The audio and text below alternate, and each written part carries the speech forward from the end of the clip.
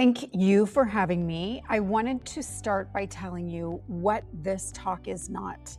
This is not a tech lecture. This is a talk for Parkinson's patients and their partners and their caregivers.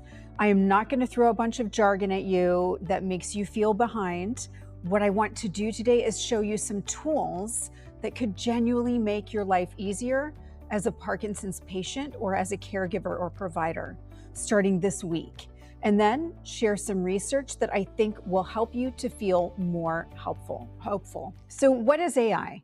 You may have different levels of knowledge about it, but let's start at the beginning. How many of you have asked Alexa to play music or Googled something, even this week? Have you ever talked to Siri or asked Alexa to play music or, surfed the internet? Then you have already used AI if you've done any of those things. But today we're going to go a little bit deeper and I'm going to show you how to use AI to make your life easier. So what is AI? It is Alexa, as I mentioned. It's Siri, which you've used on your phone.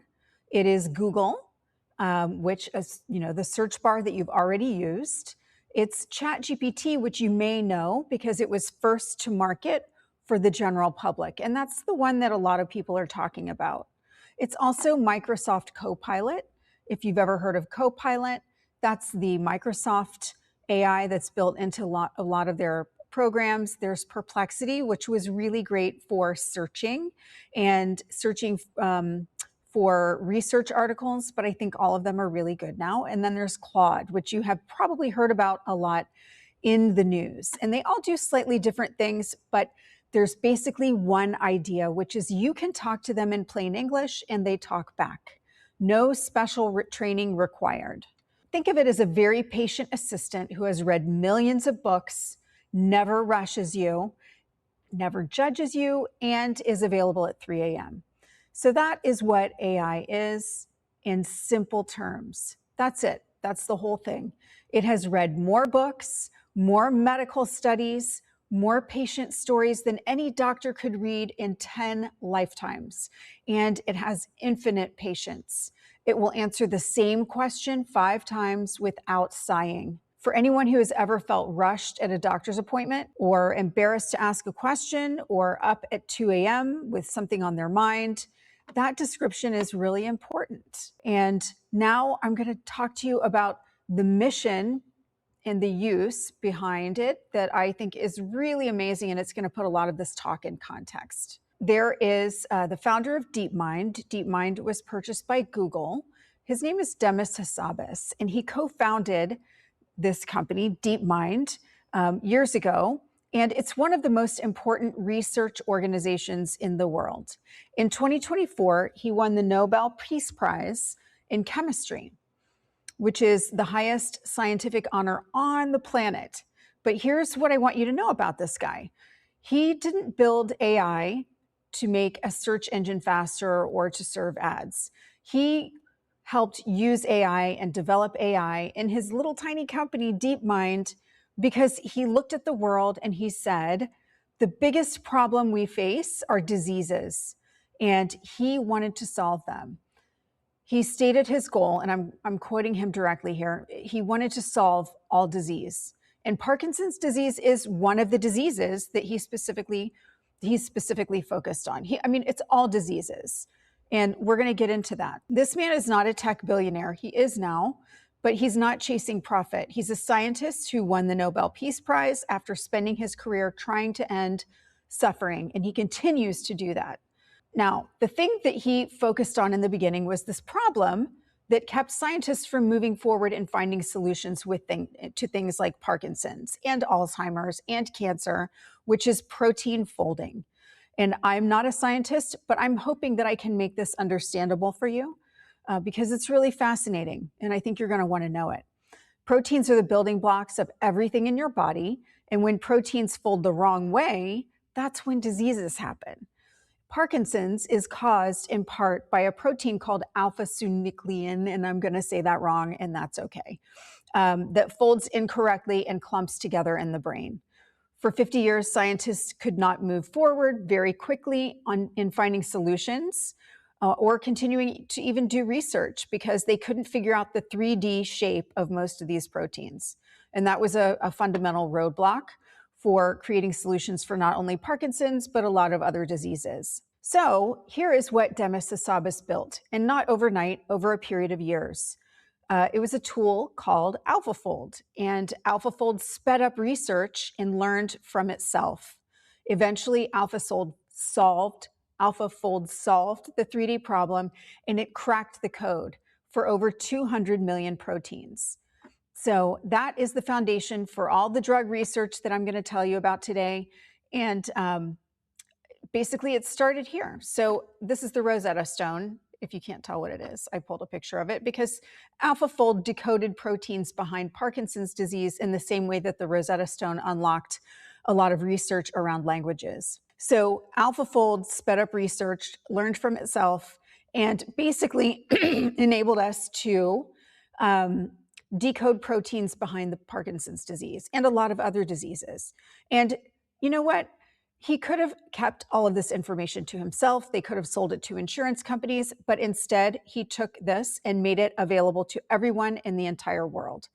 All scientists are now working with this information, and it's speeding up the rate at which we develop drugs, test drugs, and we're going to see a lot of amazing things over the next few years because of the work this man has done. There's a movie that I suggest called The Thinking Game. If you can find it, it's on Netflix and YouTube, and I would spend an hour and a half watching it. It talks about this story quite a bit. So I hope that you take a pause, write that down, and watch the movie. So, okay, I wanted to show you something that explains why the pace of AI is feeling so different right now. So we're gonna change the topic a little bit and move on to what's happening right now in the world. You are hearing about AI, you're reading about AI, it seems to be everywhere. All of a sudden, you are getting in, like when you call your plumber, you get an AI person on the phone talking to you. The world is changing pretty quickly. So if we look at this chart, if we look at 2020, there was AI research, and like I said, we've been using it for a long time. We've been using Google, we've been using Siri, and it's developed. So they've been building on it, figuring things out. And look what happened here when ChatGPT finally launched as a product to the world. Most of the world suddenly noticed AI existed. And shortly after that, the Nobel Peace Prize was awarded here. So that was 2023, Nobel Peace Prize 2024. And here we are today, mid-2026. So the dotted line here, or the line here, is what we're looking at in terms of projections of what AI is going to, its capabilities, what it's going to be capable of. And we're looking at what do you call it? It's like it compounds, right? We're looking at, it's going to be roughly 54,000 times more capable in 2030 than it is right now. And it feels pretty capable to most of us, especially if you don't know a lot about AI. You're like, oh, it does so much. Well, look at the growth that's going to happen when it starts learning more quickly, and it's already doing that upon itself. Like, it's learning from itself, and that growth curve is huge. So what that means for Parkinson's research is that every year from now, scientists will be able to do more work faster than the year before. The pace of discovery is unlike anything we've ever seen in medicine. And I wanted to give you a concept of what AI can actually do for you, because the answer just keeps changing and getting bigger every year. So think of this like a staircase, and each step is a bigger job that AI can handle on its own.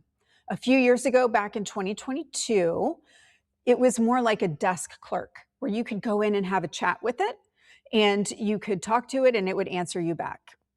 And then, very shortly thereafter, it could make a photo, it could make a song, it could make a short video for you.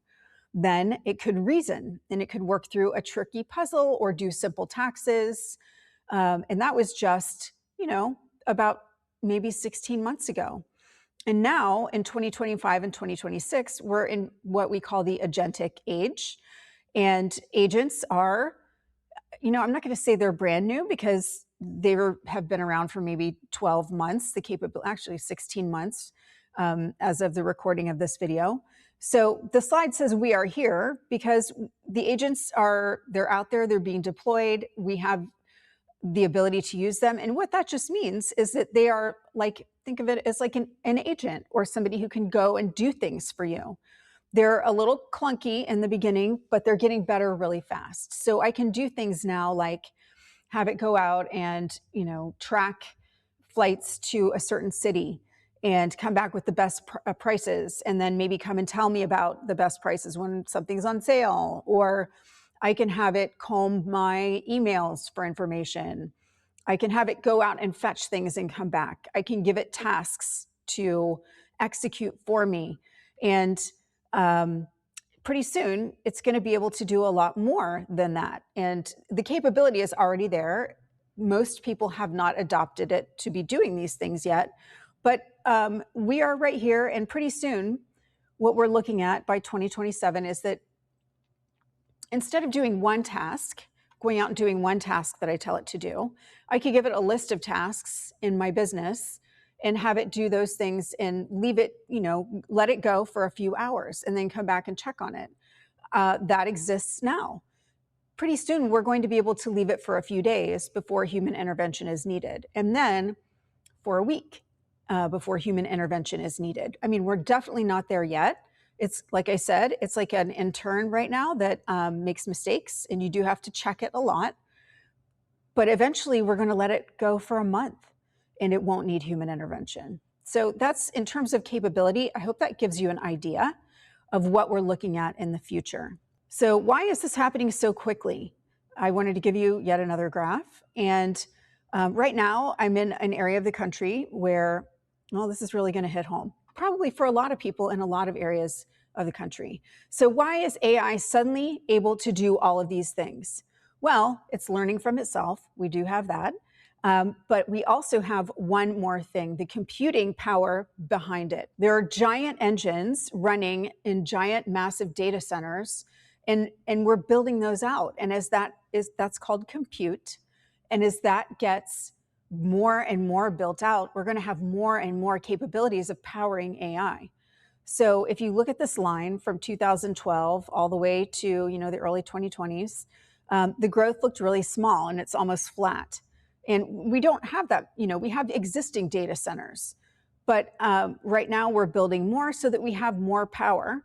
And right now, like I said, I'm in an area where they're building 2 data centers. And once those are complete, it's going to add to the power. We're building across the entire country right now. And once that compute is available, the ability to access AI power will also compound, and we're going to be able to do a lot more. It's a real wow moment. We're going to be able to we're going to have 400 million times more AI power in 2030 than we do now. And that's going to enable companies to make a lot of changes. And it's just, I don't know, to put it in plain terms, it's not even, a little bit more or double. It's the difference between a garden hose or a trickle from your sink and a fire hydrant, and then some. So the explosion of raw power is exactly what is letting AI climb that staircase that we just looked at. Okay, so how can AI help you as a Parkinson's patient or a caregiver right now? Let's zoom out and zoom in rather, and make this practical. And I'm going to show you 5 specific things that you or someone who cares about you can start doing this week with AI. No Apple Watch necessarily required. We do have some wearables that I'm going to talk about, but there are things you can do with no special equipment. And let's get into it. So tremors, my mom has Parkinson's. That's why I'm doing this video. And tremors make typing hard. So what do I really want you to know is that AI can make your life a little bit easier and empower you by giving you a little bit of your independence back. You don't have to type. If you have a computer, like a PC, you can click Windows H at the same time and you get a microphone. And if you wanted to open a document, you can speak your words into the document. And that makes things easier for you. That's not even using AI like ChatGPT or Gemini or Claude. It's not using any of those things. That's just using your computer keyboard. Or you might have a little button on your keyboard, and I wanted to just let you know that you can tap the little microphone if you have a microphone button, and you speak, and it will type for you. So other little things you can do that already exist, not using AI software necessarily, is that you can get an Amazon Echo or a Google Nest. Those are smart speakers, and you don't have to touch anything at all. You can just speak to it out loud, and it gives you answers. Or you can speak to it, and it can remind you when to take your medication. You can set these up in about 10 minutes, and then the person, for the caregivers, the person that you care for, can independently ask questions, set reminders, play music, and call family, all by voice. So you might know that that is capable, out there. That's been around for quite a while. But if you haven't thought of setting one of these up for your person, this might be a really good idea. Now, if you do decide to get familiar with some of these tools, these AI tools like ChatGPT, you can speak into them in two different ways. You have a little microphone button, and all of these have this, where you can talk to it and it will type out what you're talking. Or you can use the little speaker button, which is that black button, and it looks like a sound wave, and it will talk back to you like it's a person in a room talking to you. And that's back and forth. That is complete audio. So you can ask questions. It will help reason with you, and I encourage you to play with that. And that's even on the free version. So definitely check that out. Here I have a mobile phone screenshot, and you have the same thing. You have that microphone button, and you have that little speaker button. It looks like a sound wave, and you can click that too, and then you can talk to it, which is really, really nice. Okay, so on any phone, just to recap, on any phone or Android, you can type the microphone on a keyboard and just speak documents.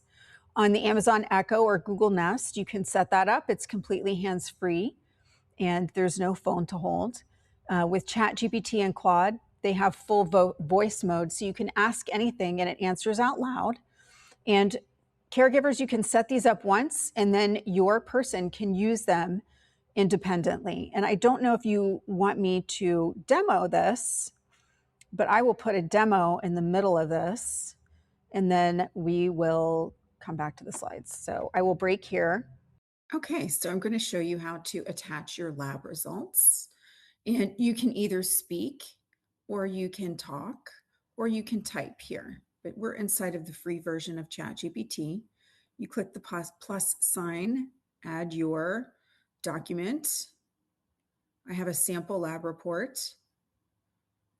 And then if I did not want to type, I would click the microphone and say, please explain this lab report to me. I know it's a sample, but explain to me what it says, as if you were talking to a 12th grader, and flag anything that I should be concerned about. Okay, there we go. Let's feed it in. All right, so it's going to explain it and break it down, go through it section by section, and then you can ask questions.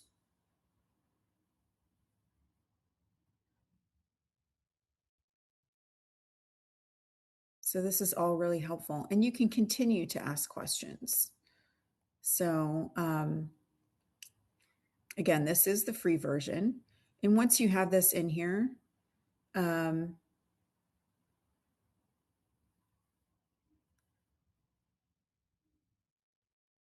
you can continue to talk back and forth with it. You can ask questions down here, and your chats are saved over here. So I've done this a couple times to test it, but here we are at the lab report explanation here. And I hope this is helpful. Now, if you wanted to get the paid version, let me see if I can pull that up.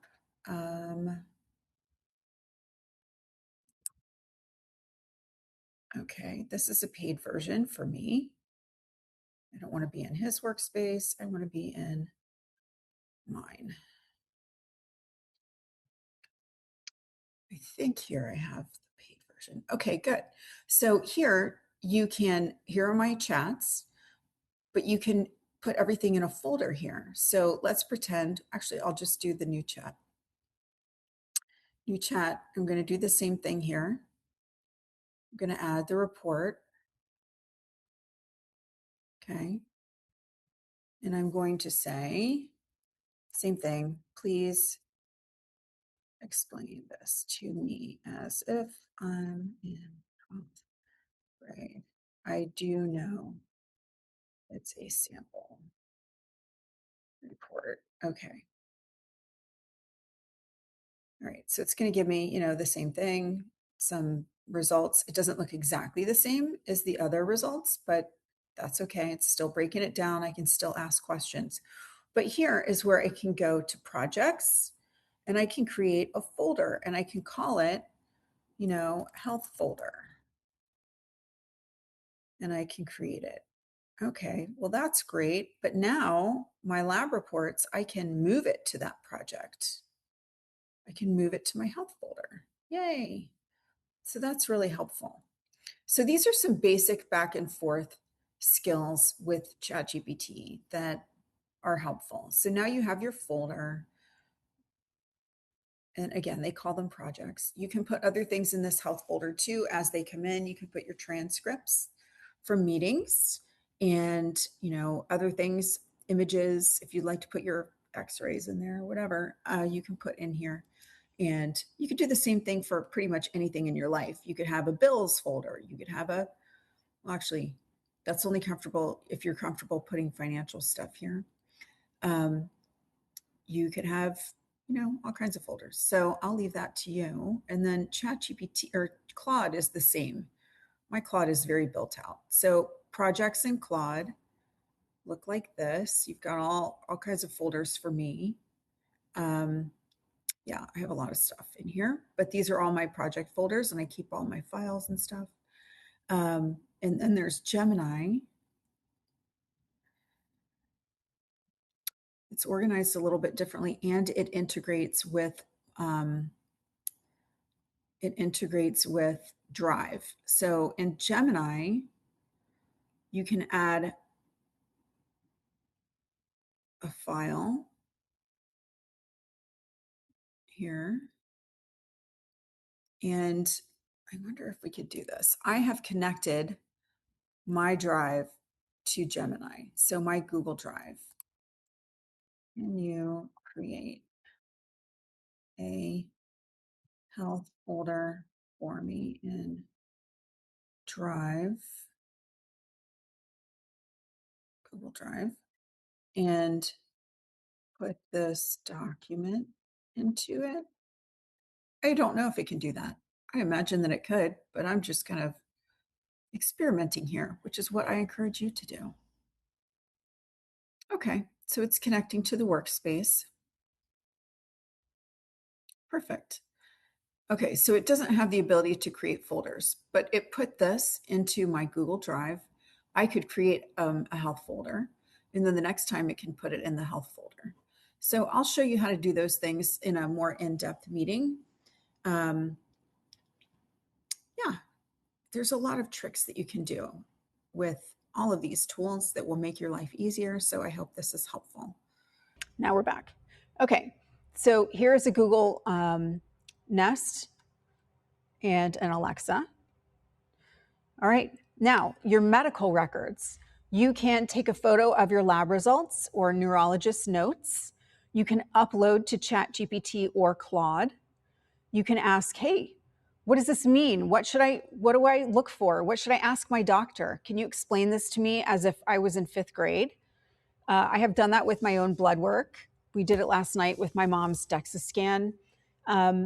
scan results, and it explained it to both she and I in a way that we could both really understand. It will help you be better prepared for your next appointment and hopefully not as overwhelmed. And it is not a replacement for your neurologist or your doctor. It's a companion and something to help you be more organized. And I'll show you what that looks like. And I'll cut that in here. Okay, so you can build, like I showed you, you can build your own health folder and ask it anything and create one folder on your phone or computer. and put everything into it, your medications list, your visiting notes, your appointment record, your lab results, your insurance documents, everything. And then you can ask your AI questions like, what did my neurologist say in March? What am I taking for blood pressure? Anything that you can think of, you can ask. And I actually have a little recorder that I take with me when I go to doctor's appointments, and I record the doctor's appointment. And he's recording your doctor's appointment, so you should be able to do it too. And just get a transcription of the entire thing and then put it into your AI, and it will put it into your project folder. I suggest putting it into your project folder. And then you can keep it in one place and you can ask questions. And that makes everything searchable and shareable if you need to share it with friends and family or your caregiver. Okay. All right, we already covered that, medication requirements. And here's an important thing that I like to bring to light. And I have used this to reason through things and help me not worry so much. You can go to your AI in the middle of the night. There are not many people that you can call in the middle of the night and just bounce your ideas off of, or your fears, or if you can't sleep or you're scared or you have questions, you can go to your AI. It's always there. And it will, it has the depth of lots of research, as well as books and psychology papers and just depth of knowledge. So it does not rush you. It does not push you. It suggests, it explains, it supports, and it doesn't, while it doesn't replace your friend, your friends or family or your doctor, it does fill gaps when you need someone to kind of when I say someone, you need something to bounce your thoughts off of. Okay, now let's go over some tools built specifically for Parkinson's. And these are not general AI, they know Parkinson's. And they are tools built for Parkinson's. So one is called Strive PD, and it's made by Rune Labs, Strive PD Guardian. And it integrates with a wearable like an Apple Watch, and it tracks you for 24 hours a day. It detects when your medication is wearing off before you feel it, which I think is just amazing. It's tracking your movement constantly, looking for tremors, dyskinesia, those involuntary movements, and it's looking for what they call off times. Off times are when your medication, as you know, is starting to wear off before your next dose. One of the hardest things about Parkinson's is, catching that window before your symptoms return.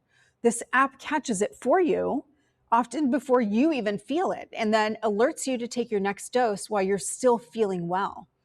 It also sends reports directly to your neurologist. That's pretty cool. So when you walk into your appointment, your doctor already has a week of your real data, not just what you remember from memory.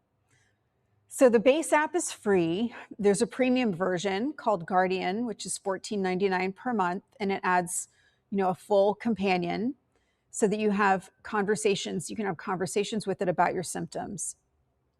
And I'll mention this also, that AI companion for this is powered by Claude, which is the same AI I showed you on this slide earlier. It's been specifically trained on millions of hours of Parkinson's patient data. So it's not a general chatbot, it knows this disease. Okay, so just to recap, it tracks your daily patterns of tremor and dyskinesia. This is also FDA cleared, by the way. Sleep patterns, mobility metrics, fall risks, and it integrates with your other Apple Health data, symptoms and side effects, and medication adherence. So the second app is called Parky, and it does what Strive PD does with the Apple Watch and the tremor tracking and medication logging and reports with your doctor, all of that. But it has one other feature, and it's called Foggy. And it's designed for freezing of gait, that moment when you feel like your feet are stuck to the floor and they won't move. So when Foggy detects that you're about to freeze, it sends a little vibration through your Apple Watch, and it's a haptic cue, which just means it interrupts your brain pattern and helps you restart the walking signal. So it's a physical intervention delivered through a watch. Both of these are FDA cleared, and they've been validated clinically. They're complementary tools, and some people use one and some people use the other. And I recommend talking to your neurologist about this for your specific situation. Okay. So this one is really interesting. It is an early detection tool for Parkinson's. So between 70 to 90% of people with Parkinson's develop changes in their voice before their motor symptoms appear. And that is before the tremor, before rigidity, the voice changes first. And AI can now analyze a 30-second voice recording and detect these changes and call Parkinson's with up to 94% accuracy. So what this means for the future is that, AI voice screening may become a way to catch Parkinson's years earlier than today. And earlier diagnosis means earlier treatment when most interventions are more effective. My mom had Parkinson's for years before they were able to say, oh, it's Parkinson's. They said it was essential tremor for maybe, I don't even know, 5 years, 6 years. So it was, it was unfortunate that they gave her all kinds of medication that really didn't help her. And I'm just glad she is where she is right now. So let's just be grateful for where we are. Okay, so this is not yet available, this test as a consumer product, but it's coming. All right, so the third one is Parka AI, and this one's brand new in 2025. And what makes this different is that it combines sensor data from your Apple Watch with your own notes. So you can log your mood, how you're feeling, what you ate, and the AI brings it all together. And then it does two things. It generates a plain English summary for you, like here's what your week looked like, and it generates a clinical report formatted for your neurologist. And the goal is to bridge the gap between how you experience symptoms and clinical language that your doctor needs to actually act on them. And this gap is real. Like, who can remember how they felt last week or the week before, unless you're stopping and you're tracking, right? So that gap is significant, and this helps you close it. Okay, I mentioned the freezing of gait a moment ago with the Parky app, and I want to say a little bit more about what's being developed here. AI wearables are being built that detect the specific movement pattern milliseconds before the freeze happens, that freeze I talked about, and delivering a vibration cue. So I think it goes beyond the Apple Watch. So this is maybe coming with some other tools. And I don't know if that looks like a ring or a bracelet or, who knows, but it's just really neat, the idea of it interrupting brain patterns. So it's in active development and it's not on store shelves yet, but it's really cool and it's close. Okay, so now let's talk about what's happening in the lab, which is exciting. I think it's fantastic. So we are doing things now that have never happened before with AI and drugs in the history of medicine. So here is a company, it's called In Silico Medicine, and it used AI to design a drug from scratch. No chemist involved. No chemist designed it at all. The AI screened billions of molecular combinations, identified candidates, and then came up with a compound called ISM 8969. And in lab studies, this drug restored motor function in Parkinson's disease models. And they are moving, they're moving really quickly toward an FDA filing, and the timeline is 2025 to 2026. And here's why this matters beyond just this one drug. The discovery usually takes 10 to 15 years and costs over $1 billion for one drug, to do the research on one drug, and maybe longer. I mean, my husband's in biotech, so I've seen this take up to 20, 25 years. And it's a very up and down process with a lot of stops and starts, and it's difficult. So AI is compressing the timeline dramatically, and that is exciting. Every year, more AI-designed drug candidates will enter testing, and the pipeline is filling up in a way that it never, ever has before. And when I was putting this talk together, I was doing research on this, and I found that AI, this drug for Parkinson's, began its first human trial. And that was just June 17th. So it just happened a month ago, a little over a month ago. So this is moving really, really quickly. Very exciting. Here's another early detection test, and it's using a test that scans the back of your retina to show signs of Parkinson's-related neurodegeneration, years before tremors even happen. How cool is that? So these are tiny changes in blood vessels that no human eye could ever detect, but AI can detect it.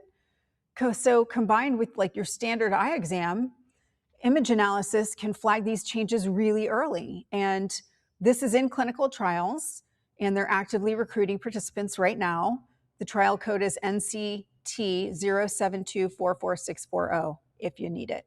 But they're testing this technology. So think about what that means. That's the same eye exam that you have every year or two could become a Parkinson's screening tool. And that is non-invasive, inexpensive, and it's catching the symptoms a decade before symptoms appear. Wow, I like that. Okay, so there's also a new way of testing drugs, and that's kind of from what I understand, it's a stacking. So multiple tests. So you can run a trial. It takes 3 to 5 years to run trials, and then you get a result. This is the old way. And then you start the next one, and then you repeat, and decades pass. Well, there's a new clinical trial platform. I'm going to say it wrong because it's Norwegian, but it's Sleipnir, and it's being run by researchers in Norway right now, and it's funded by Cure Parkinson's. That is the organization, and it's testing up to 3 potential modifying drugs at the same time against one shared placebo group. We're probably getting too technical for the people watching this, but basically all we need to know is like this is a fundamental change in how quickly we can get answers about what works. So sometimes the answer isn't one drug, it's maybe 2 or 3 drugs together, and AI is being used to identify which combinations of existing drugs might work better than than one standing on its own, or even 1 or 2. So these are combinations that human researchers may have never thought to try. So this is just vast. The implications are vast, and science is moving on multiple fronts simultaneously in a way that has never happened before. And it's just the most powerful tool that science has ever had to find a cure. I want to kind of leave you here with 2 things at the end of my little talk, which is the first is for scientists and researchers.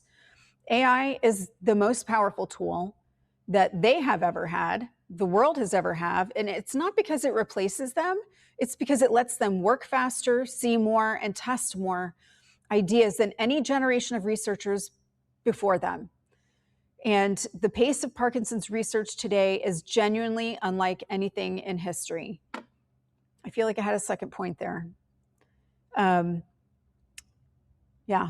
Okay, so that's the first thing I want to leave you with. And the second thing are the actual tools. So I would love for you to try to use some of these. Try ChatGPT, try Claude.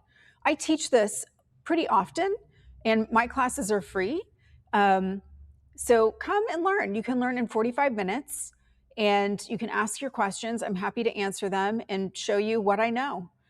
And then hopefully you can use it to make your life better. And I know AI is like, a big conversation, but you are dealing with a big challenge.